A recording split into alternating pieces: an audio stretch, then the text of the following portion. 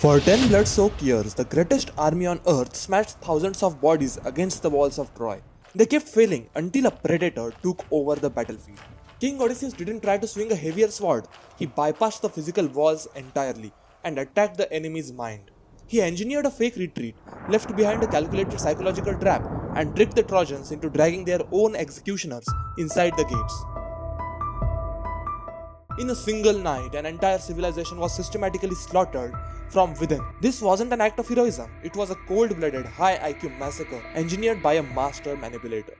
If you just watched the trailer for the Christopher Nolan's new film or walked out of a theater, they probably convinced you that Odysseus is a classic hero, a brave, noble king fighting his way home against all odds.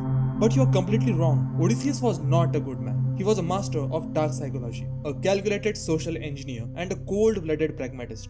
He is the villain of his own story. After the fall of Troy and the total annihilation of Troy, Odysseus didn't just win a war, he disrupted an entire global trade network.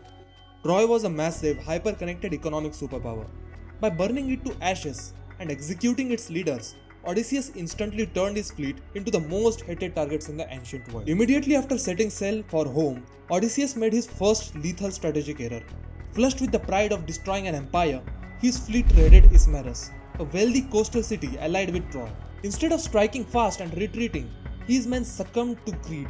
They overstayed their welcome on the beaches, drinking and celebrating their victories. They forgot that a defeated enemy still has allies.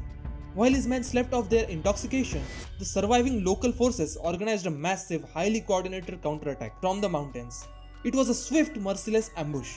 Odysseus was forced into a chaotic, desperate evacuation, leaving behind dozens of his men slaughtered in the sand. It was his first taste of brutal lesson. Years into the manhunt, exhausted, starved, and mentally broken by constant fighting, Odysseus' fleet docked near a secluded, wealthy coastal region. He sent 3 scouts inland to gather intelligence and secure provisions, but the scouts didn't return. They hadn't been captured by soldiers, they had succumbed to be a far more dangerous weapon, psychological anesthesia.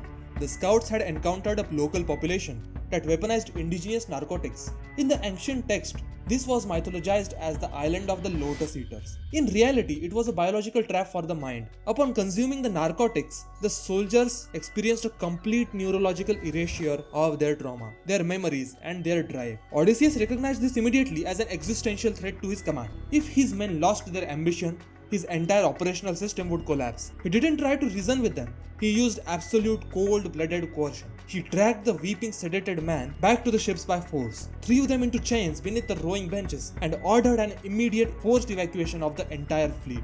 By chaining his own broken soldiers to the oars, Odysseus proved he was entirely willing to act as a tyrant to ensure survival. But as his lone ship pushed deeper into hostile waters, the line between the cold strategist and the absolute monster began to completely blur. This brings us to the ultimate breakdown of a high IQ predator. The moment his own brilliance became his executioner. After executing a brilliant raid against an inland mountain tribe by using chemical agents and data manipulation to blind their defenses, safely back on his ship, his psychological armor cracked. He could control an empire and he could control his men, but he did not control his own desperate need for validation. He turned back to the shore and screamed his actual identity and his kingdom address across the water, so the enemy would know who exactly defeated them. In the ancient world, your name was your operational coordinate. By leaking his own data for a moment of pride, the surviving tribe mapped his identity. They alerted every regional navy and maritime raider on their network. This single act of ego turned the Mediterranean into a literal grinder that systematically hunted down his remaining ships, slaughtered his soldiers, and left Odysseus stranded, starving, broken, and stripped of everything for a decade. When he finally returned to his home kingdom of Ithaca, he was entirely alone. His palace had been occupied by a political coup of 108 corrupt noblemen who had taken over his wealth and assets. A normal warrior would have charged the gates in an emotional fury and died in seconds. But Odysseus had finally learned the ultimate lesson of his own failure. He completely buried his ego. He disguised himself as a deceased, broken beggar and walked into his own home. For days, he allowed his political enemies to spit on him, throw objects at his back, and physically abuse him. He endured total humiliation because he was running a cold-blooded mission. He was testing the loyalty of the remaining staff, analyzing structural choke points and tracking where the security weapons are locked away. The traps snapped shut during a public event. While the coup leaders were distracted, his allies locked every exit door of the grand banquet hall from the outside.